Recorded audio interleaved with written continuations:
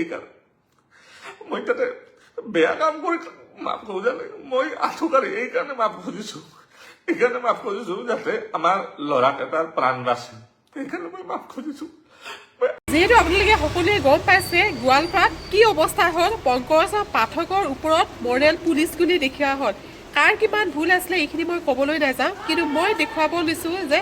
তাৰ পিছত পংকজ পাঠকে ফেচবুকৰ লাইভত কান্দি কান্দি এনেকৈ এটা ভিডিঅ' দিয়ে কিন্তু ভিডিঅ'টো চাই সঁচাকৈ মোৰ বেয়া লাগি গ'ল সেয়েহে মই ভিডিঅ'টো আপোনালোকৰ মাজলৈ আগবঢ়াইছোঁ কেইজনৰে চুলি আছিল চুলিৰ সমস্যা নাই তেওঁলোকে লগাই নলয় তেওঁলোকৰ সমস্যা বেলেগত মই কৈ আছো গোটেই ভিডিঅ'টো চাই ল'ব আপোনালোকে তাৰে পিছত কি হ'ল আমাৰ যিজন প্ৰথমতে তেনেকৈ ক'লে তেওঁক বহুত আশ্ৰব্য গালি গালাজ পাৰিলে আমি ইয়াৰে লোকেল মানুহ হয় আমাক নিদিবা কাক দিবা আমাক দিবই লাগিব নহ'লে ঠেং হাত ভাঙি খেদি দিম ইয়াৰ পৰা তাৰপিছত আমাৰ ল'ৰাজনে চুপচাপ গাড়ীত গৈ বহি থাকিল এখন আমাৰ পিক আপ আছে বস্তু অনা গাড়ীখনত গৈ বহি থাকিল বহি থকাৰ পিছত এজন ল'ৰা ৰৈ গ'ল এজন ল'ৰা আৰু সেই দুজন মানুহ আছিল বাহিৰৰ পৰা অহা সেই দুজনক লগাব ধৰিলে উখল তাৰপিছত কি হ'ল সেইজনক ধৰিলে সেইজনেও একেটা কথা কওঁতে 2 থাপ্পৰ বহাই দিলে আমি লোকেল ল'ৰা হয় আমি ইয়াৰে লোকেল মানুহ আমাক নিদিলে হ'ব নেকি তোমালোকক এতিয়া গাড়ী চাৰি আমি জ্বলাই দিম ইয়াৰ পৰা ওলাব নিদিওঁ গাড়ী চাৰি জ্বলাই দিম এই বুলি গৈ পেলাই এজনে গেটখন তালা মাৰি দিলে তাৰপিছত তাতে মই গ'লো ল'ৰাজনক থাপ্পাৰ মাৰিলে 2 থাপ্পৰ বহাই দিলে তাৰপিছত মই দৌৰি গ'লো কি হ'ল আমাৰ মানুহক কিয় মাৰিব ধৰিছে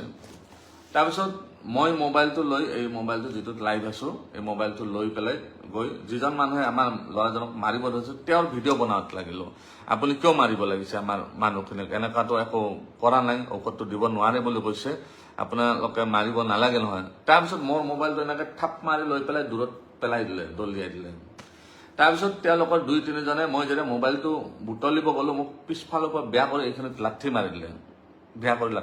মই উবৰি খাই পৰি গ'লো পৰি যোৱাৰ পিছত মই তথাপি মোবাইলটো আনিলো দ্বিতীয়বাৰ কোনে মাৰিলে মই সেইটো ভালকৈ দেখা নাপালো তেওঁলোকৰে মানুহ আছিল তাৰপিছত মোবাইলটো আকৌ ভিডিঅ' বনাবলৈ আকৌ থাপ মাৰি লৈ গৈ পেলাই মোক ঠেলি আছো তাতে মঞ্চত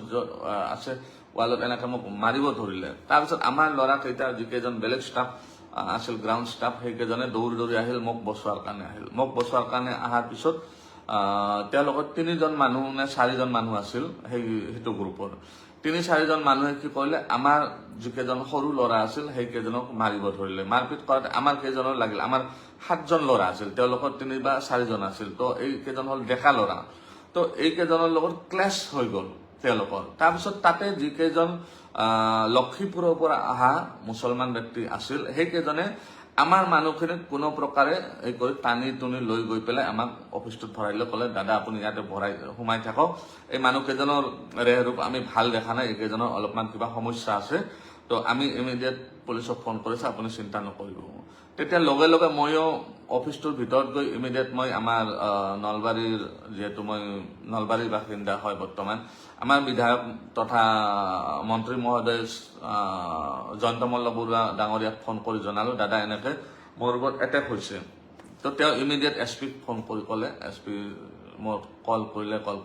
ইমিডিয়েট তেওঁলোকে অচি ছাৰক পঠাইলে তেওঁলোকে আহি আমাক ক'লে কি যে আপোনালোকে ভিতৰতে থাকক আমি হেণ্ডেল কৰি আছো কেছটো কি হৈছে আমি চাই লওঁ তাৰপিছত তেওঁলোকে কি কৰিলে আৰু কোনোবা এই কৰি মানুহ মাতি পেলাই ক'লে কি আমি এটেক কৰা বুলি ক'লে আমি এটা নতুন প্লেচত যাই কেনেকৈ এটেক কৰিম মানুহ এজনক আৰু তেওঁৰ লগত আমাৰ কোনো লেনদেনে নাই আমি কেনেকৈ এটেক কৰিম আমাক বহুত বেয়াকৈ আপোনালোকেতো গোটেইখিনি দেখিছেই তাৰপিছত আমি ভিতৰত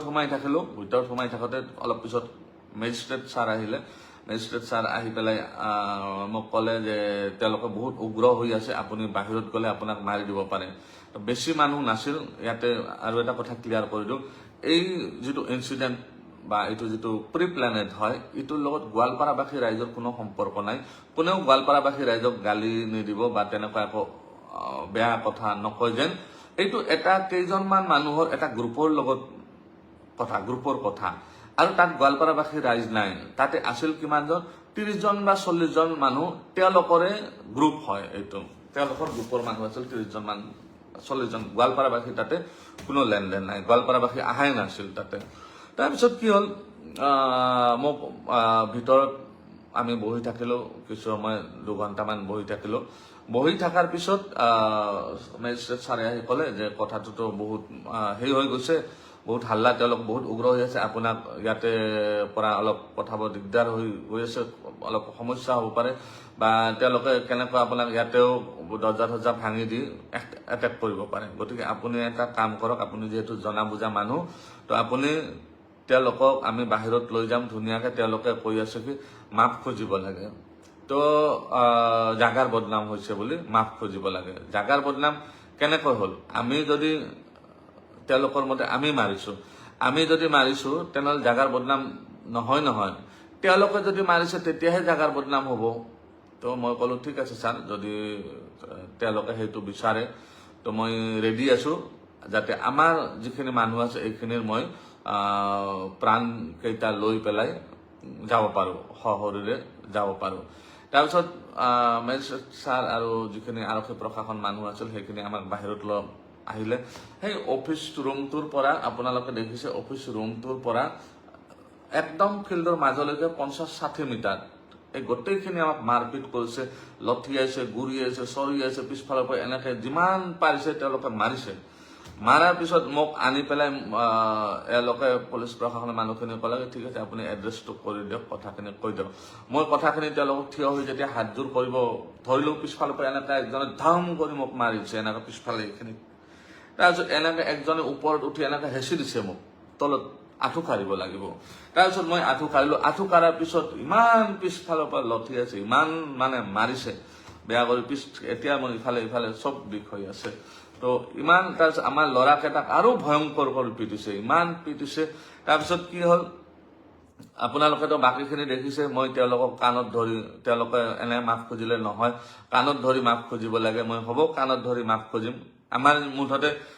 প্ৰাণকেইটা লৈ আমি যাতে যাব পাৰোঁ, সুকলমে যাব পাৰোঁ ইয়াৰ পৰা, যাতে আমাৰ ইয়াত কৰি আৰু বেলেগ একো অসুবিধা নহয়। ল'ৰাকেইটাৰ যাতে মই ল'ৰাকেইটা সৰু ল'ৰা, ইহঁতৰ যাতে জীৱনটো লৈ যাই দিব পাৰোঁ, যাতে তেওঁলোকৰ মাক দেউতাকে যে ৰখি আছে তেওঁলোকৰ যাতে মই সুকলমে মাক দেউতাকক গতাই দিব পাৰোঁ, এইটো আপোনাৰ ল'ৰা হয়, মোৰ কাৰণে যাতে একো অসুবিধা নহয়, এই কাৰণে মই তেওঁলোকক আঁঠু কাঢ়ি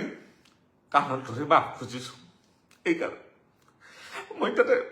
বেয়া কাম কৰি মাফ খোজা নাই, মই আঁঠু কাঢ়ি এইকাৰণে মাফ খুজিছো, যাতে আমাৰ ল'ৰাকেইটাৰ প্ৰাণ বাচে, সেইকাৰণে মই মাফ খুজিছো। মই আঁঠু এইকাৰণে কাঢ়িছো, বেলেগ